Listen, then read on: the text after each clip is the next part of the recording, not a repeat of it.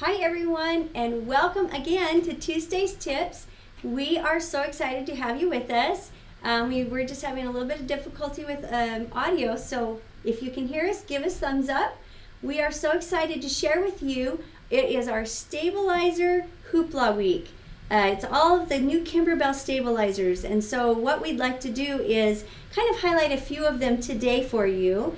But if you haven't already seen that this is our big stabilizer kickoff week, we would like for you to visit a blog if you would like, and there's giveaways, and we will attach a link for you to find that blog to this video.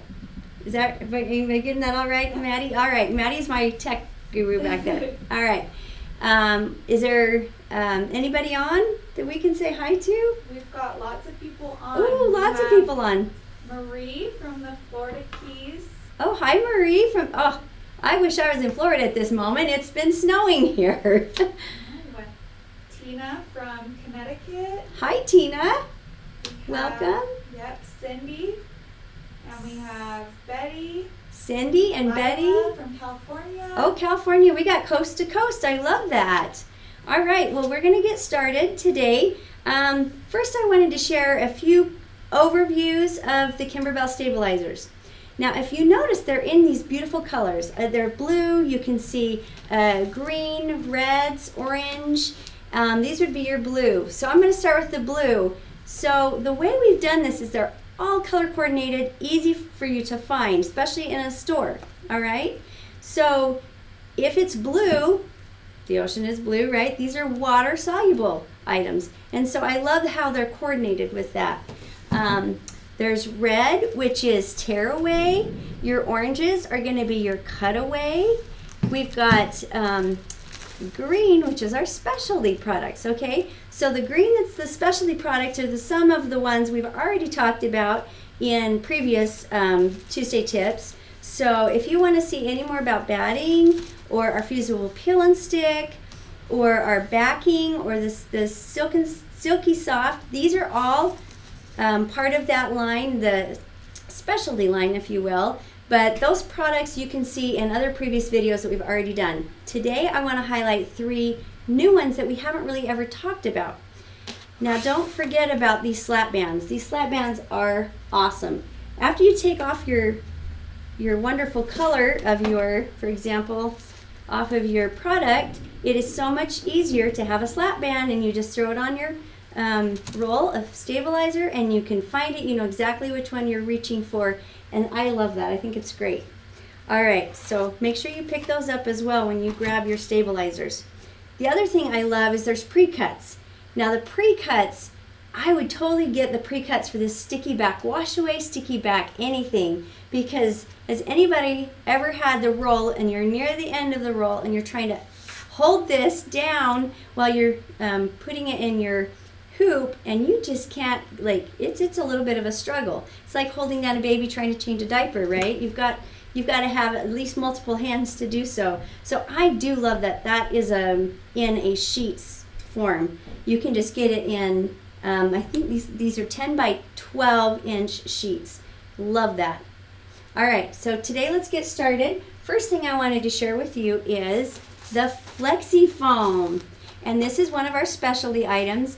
A lot of people, when we were doing baskets, had a little bit harder time finding something like this. So I am so excited that this is available, and I love that it's in a folded container. So you don't have that same issue of it trying to stay rolled up when you're trying to make your project. And as you can see, it's nice and flat. It comes out, it's easy to use. Okay, so when you're using the flexi foam, as you can see, there's some width to that. So it's got a nice cushion. Now this would be used for anything that you want structure to. I'm going to show you this basket. This basket is something that is a Kimberbell design, and you want structure. So I left one of the corners undone so you can see how it stands up. Even without the ribbon, you can see how it stands up. It's very nice and sturdy. All right, so I can just pull that tight, and once you tighten and tie your ribbon, your basket stays. The sides are nice and Right there. They're nice in shape. They have the shape that you want it to have. And it gives it this really cool quilted look because it's got that foam, that thickness to the foam. So that's one of the products I highly recommend that you get. Another one is, and I'm sure you've seen these around, are Kimberbells. Whenever you're making something with a nap, like this cute Kimberbell, or even when you're making this beautiful pineapple, this is one of our bench buddies. This is so cute.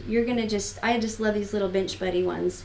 But you can see that this pineapple, it's actually got a 3D appearance to it. All right, so that because of that, you use a water-soluble topping. And I say topping, not stabilizer. There's a little bit of a difference there. And whenever you're making the bear's face, all these cute stitches, to keep the fabric or the nap of this beautiful minky from interrupting into the stitches and getting, poked out in between some of the stitches, that's when I would use the water-soluble topping. Now, I'll show you what that one looks like. It's this one right here. It's a wash away. Maybe spin it the other way. It's a wash away, and I love it. So it's an actual wash away. I'm going to keep going the right way. Topping. If you can see that, it says topping right on here. Okay, that means that it's like a clear plastic. It can be washed away. It does tear away very easily when you need it to, after you've stitched it on. Now, there's another one that I think is really cool, and if you notice, this one is blue because this one is a wash away. All right, now I want to share with you one more that is not a wash away, but it serves the same purpose. This is so cool. It's an iron away, you guys. I love this. So you can see right there, iron away topping. It's very similar. It does the same, or it has the same purpose. And I'm going to take this off so you can kind of see what it's like. It looks almost like saran wrap, but it is not anything like saran wrap. So you can see it's kind of got a little bit of a textured grain to it. That makes it so that when it's punctured, it's easy to tear this away from your project. Now I've got something I'm going to show you really quick here. Right here is a project that I've already got ready for you.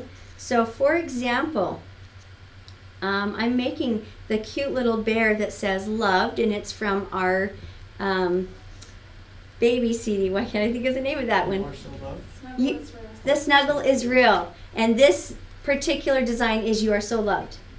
All right, so as you can see, you actually have this nap about this minky, okay? So the first thing I do is I lay down my minky, I lay down this iron topping, and I put it on the top, all right? Then I stitch my tack down line, and then I actually can tear the plastic part away, and you can see how easily this tears away. I mean, very easy. I love that. And then this. That's one of our free downloads. Oh, this is one of our free downloads. Is that the bear? Yes. Yes, that's one of our free downloads. Oh, so thank you, Maddie. Gotcha. That's one of our free downloads. Okay. So what you would do then with the nap is see how this is holding it down still where you need to cut. It makes it so easy to find where that cut line is. If you didn't have this and you had a cut line in between all of this, you'd be going, where is my stitches? I'm digging, I can't find them. Love this. This is like imperative, I think, to have for some of these situations. All right, the second part to this, there's a part 1 on the bottom. Now the part 2 is up here at the top. I've already replaced, once I've torn that off, if it's come loose, I put another layer of this over the top, and I'm gonna see if you can see this cute little ear right here. This ear has now been stitched around. So you can see I've already trimmed the minky away. I laid this back down so that I could stitch around that, and then there's stitching that goes on the top.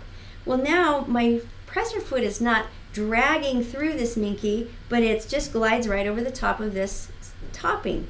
And then when I place my other fabric for the nose, I love this. I can cut it away without catching any, I'm going to do this one-handed here even.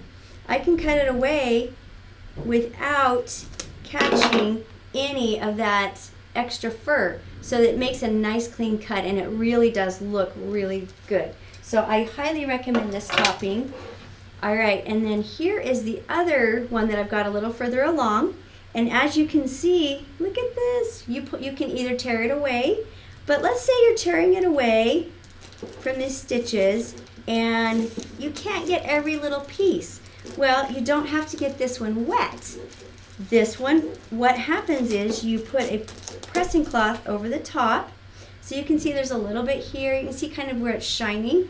And I'm going to show you, you just put a pressing cloth over the top of this. It does not stick to this minky, this iron away. It just kind of dissolves. It just disappears. So I'm going to do a little demo.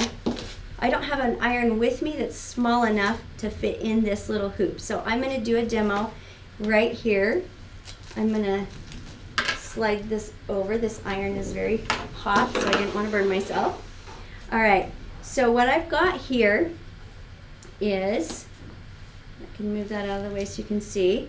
All right, so I've got a piece of that same minky, right? And this is that same topping. I'm going to put the topping right on the top of that as if I were, using that. And this is what's left, and I didn't get rid of it, all right? So all I do is you use a pressing cloth. Now make sure your pressing cloth is something that can handle some heat, okay? Because you do want this to sit on for about 10 full seconds. And I think when you wash your hands for COVID, it's 20 seconds, so that's like half that amount of time. If you've been washing your hands, the full 20 seconds. All right, so what happens is, and I was worried when I was doing this, I was really worried that this was like gonna stick to my project, so I tested it first. So if you're a little nervous, you can test it first, but I was absolutely amazed how this worked, okay? I don't know if that was a full 10 seconds, but close. I want you to see, look at that. Soft as can be. Didn't have any residue that stuck to this. I thought that is amazing, amazing. There's a little bit left on my cloth here, my pressing cloth. Oh, see, I can't even pull it up. It's just disintegrating.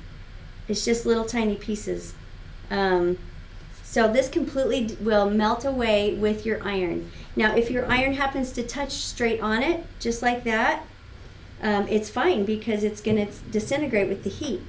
There is nothing left on my iron. I was so amazed. I love this product. So I highly recommend, this is a great product to have in your in your embroidery room or in your stock of stabilizers. Highly recommend that. And if you were wondering what it was, it's the Iron Away topping. All right. And I was wondering if we have any questions out there. And I know that I mentioned the blog, so let us know if you have any questions. We would love to answer those.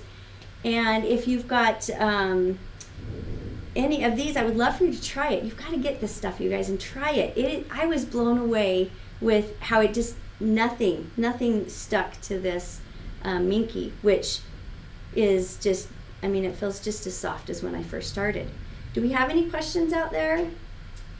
Yes, we have 2 questions that we're going to have you answer for Okay, us. you bet. So Pam is wondering what setting you keep on your iron when you're using this. Excellent question, Pam. I'm glad you asked that. I do it hot. Now, if you've got an iron that it would scorch fabric if it were to sit there for 10 seconds, turn it down about 2 notches so that it's like on an oven, if you would. It's medium high, okay? But this little iron, I keep it on high, and I love that high setting. Water, somebody may ask about steam. I don't know. Steam doesn't really help it or hinder it. It's just heat. So the heat is what actually gets rid of this stabilizer. Do we have another question? Yes. Barbara is wondering, how do you keep sticky back stabilizers from gumming up your needle? That is an excellent question. You can do a couple of things. If you're having problems with it gumming up, it's maybe that you've used it for too long, that needle, and when it starts to wear off, the coating on the outside of the needle, then it will start to collect some of that gummy. So make sure you have a brand new needle on before you start using something with sticky back tear away or wash away. That's key. The second thing is, if you go on the highest setting and the fastest that your machine will go, it's going to heat up by friction. So you don't want to do that. You want to keep it at, it doesn't have to be a medium or a low speed on your sewing machine by all means. You can, but don't take it to the very fastest that your machine will go, because that friction will heat up that sticky back area, if you will, the glue, and it becomes a little more tacky. And so make sure you do those two things. The third thing is you can get Teflon needles. And the last thing I would recommend, if you would like, take your needle, and I just, I take a little bit of hand lotion or something like that and just slick it on that needle quickly. Make sure you don't leave any extra residue, because you don't want anything else getting on your projects, but that also does help. Do we have any other questions? No, just to remind them to join our yes, please giveaway. join our blogs. There's free giveaway, and I believe the giveaway might be something related to stabilizer. All right, thank you so much for joining us this week, and we hope to see you next week. Bye-bye.